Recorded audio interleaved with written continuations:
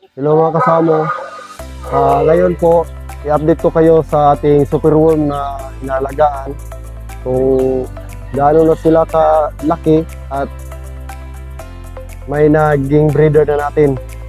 At sana ngayon, kung hindi lang tayo medyo busy, mag-harvest sana tayo ng itlog nila. Tapos, ita-transfer natin. Kaso lang ngayon busy. Pag may oras pa ako, ipapakita ko sa inyo yung mga itlog ng ating mga superworm. Nag-aalaga po ako ng superworm kasi napakahalaga po to sa aking mga manukan, lalong-lalo na pag sa ilang pagkain, kasi makatipid po tayo sa pagkain pag ito po ang ipapakain natin. Kasi ang bala ko po, ang target ko po dito, mas gusto kong marami ang DIY na pagkain kaysa feeds. Kung kumbaga sa 1 kilo, ang ihalo kong feeds, mga 1/4 kilo lang siguro, yun lang po ang gagawin ko sana. Pag ano tong mga superworm ko, pang snack ko sa kanila. Nagpakain ako ng feed sa umaga, sa tanghali, superworm, at saka sa hapon naman, DIY na po ang ipapakain natin. Para hindi sila maano sa feeds, kasi ang feeds, malakas siyang magpaitlog kahit walang lalaki. At yun, ipapakita natin sa inyo. At bago yan, intro muna tayo. Bring it down, go boom.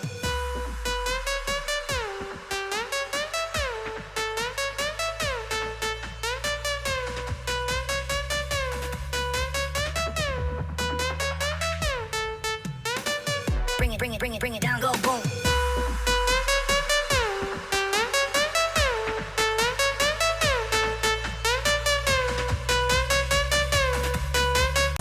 Ngayon, pupuntahan natin yung ating mga superworm. At napakarami na pong ang ating mga superworm ngayon. At naging breeder na po ang iba. Let's go! Hello mga kasamo. Ito lang po yung setup natin sa ating superworm. Kunin natin dito, tapos mapakita ko sa inyo.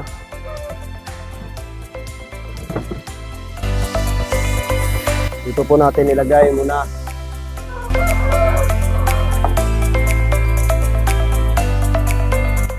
Lagyan po natin ng screen para hindi mapasok ng mga butiki.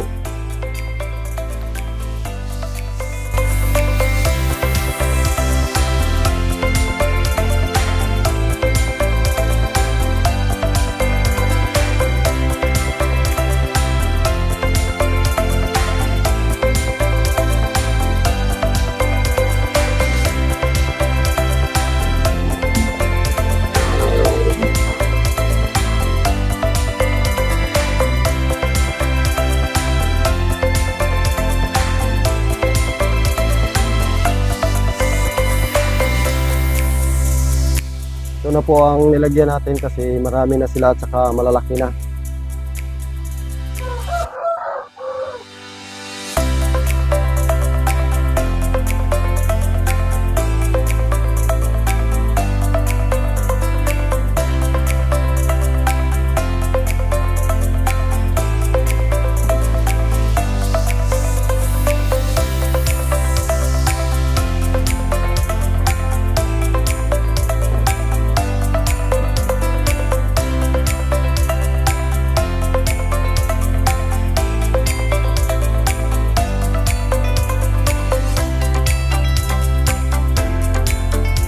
Ipapakita ko sa inyo yung stage na nila. Ito na po. Ito po yung superworm na binili natin noon na 300 ang half kilo. Nilagyan natin ito kasi ito po yung consume water nila. Ito po ang water para paano sila ng tubig. Yan po, mga malalaki na po to sila, oh. Yan.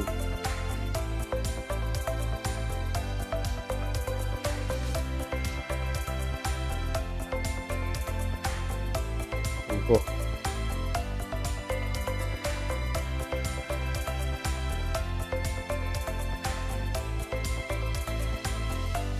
Ito na po yung stage nila na pwede na natin silang ilagay sa cup. Yan. Naubusan po tayo ng cups kaya nag-stay muna sila. Diyan lang muna. Tapos ito na po ang nilalagay natin sa cup. Yan.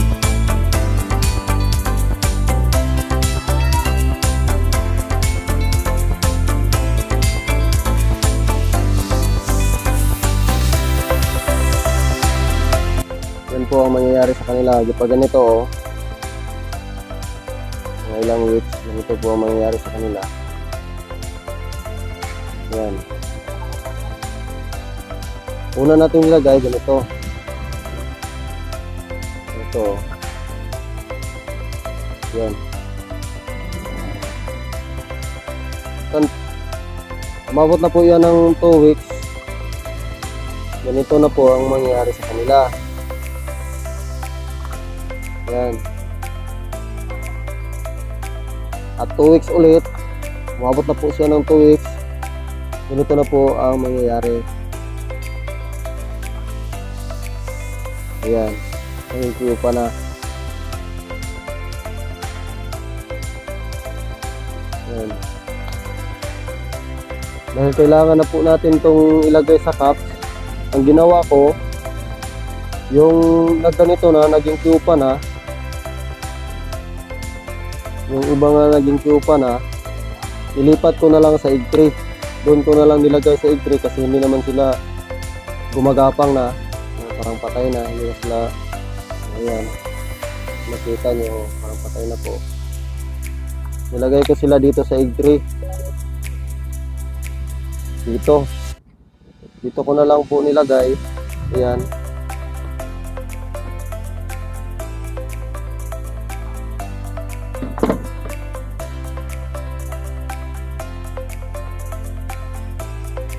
Ayan, marami na po sila. Hanggang sa ilalim po to. Ayan. Ayan po sila lang. Ayan.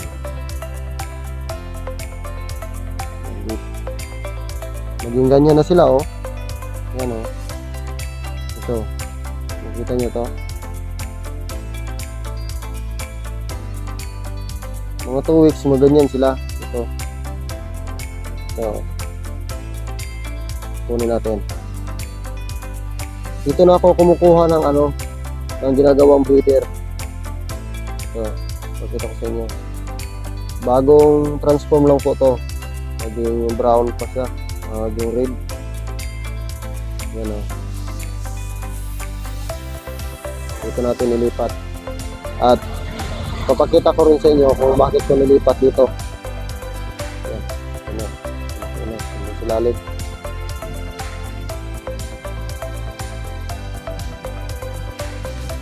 Yan. Yan, o. Sobrang rami na po yan dito. Yan sa silalim. Baka na silalim. Yan. Yan po.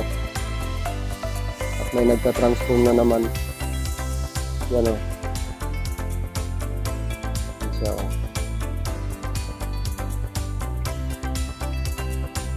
Yan. Yan. Kukunin natin yan. Lagyan natin dito.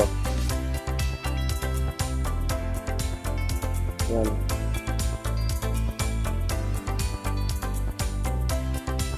Ano, meron pa, oh. Dito lang muna natin ilagay. Balik na natin to. Kailangan natin lagyan ng bara sa gitna para hindi ito dumiin yung tree.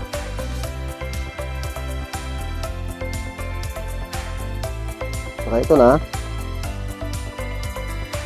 Bago natin ilipat natin to, itong mga ganito, kasi ito na po ang ginagawa nating breeder. At nandito po sila sa loob. Dito ko po tinatransfer. Ito po. Yan o.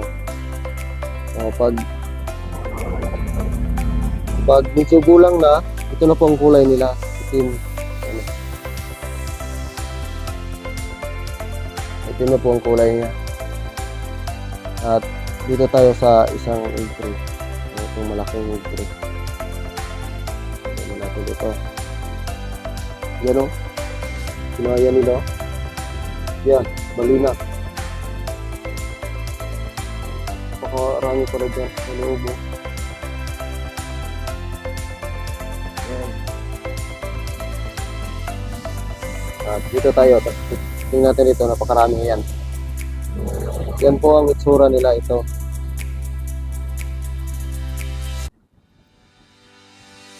Ito na po yung mga breeder. Yan. At ipakita ko sa inyo yung itlog nila. Tingnan natin kung may maipit. Ito po yung itlog nila oh. Yung kinain. Yan oh.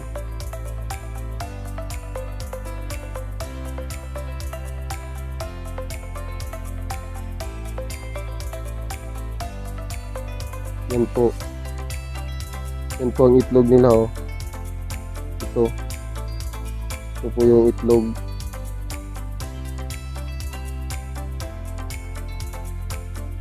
Ang itlog din isang sa ilalim. Oops. Nalaglag lang yung iba. Nag-harvest tayo ngayon. May ano na pala oh. May napisa na.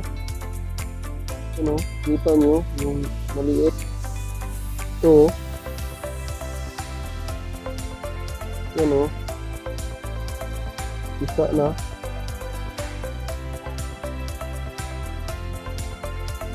Marami na pala ang mga maliliit.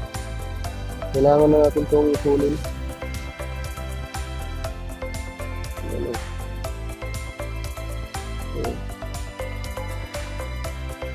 Yan. Ito po. At yun lang po ang update natin sa ating mga superworm. At ito yung marami, napakarami. Kailangan po natin kunin itong mga ano.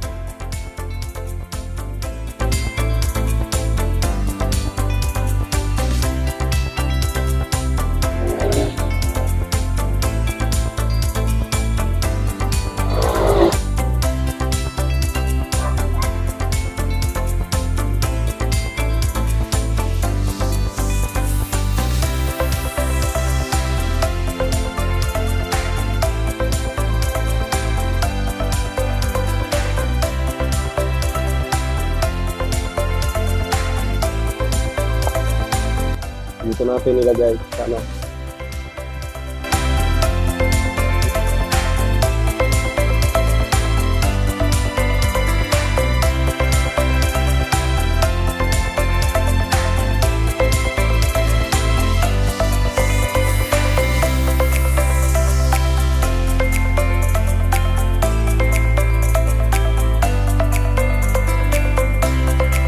Lagyan po natin ito kasi ito po yung kaitlogan nila. Marami na itlog po naman.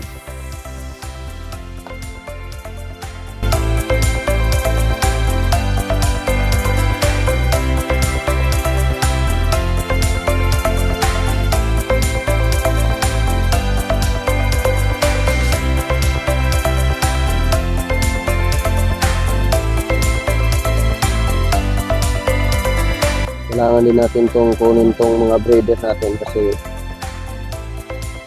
hiwalay natin tong itlog. Kainin to.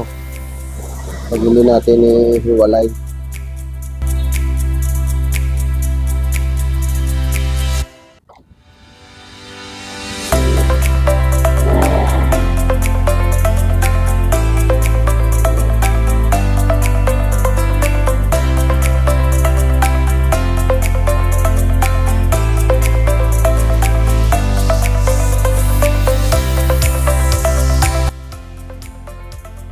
Lalagyan natin ito. Ito po yung source of water nila.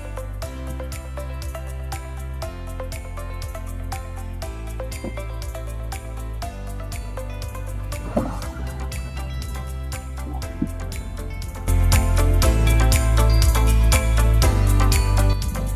yun lang po.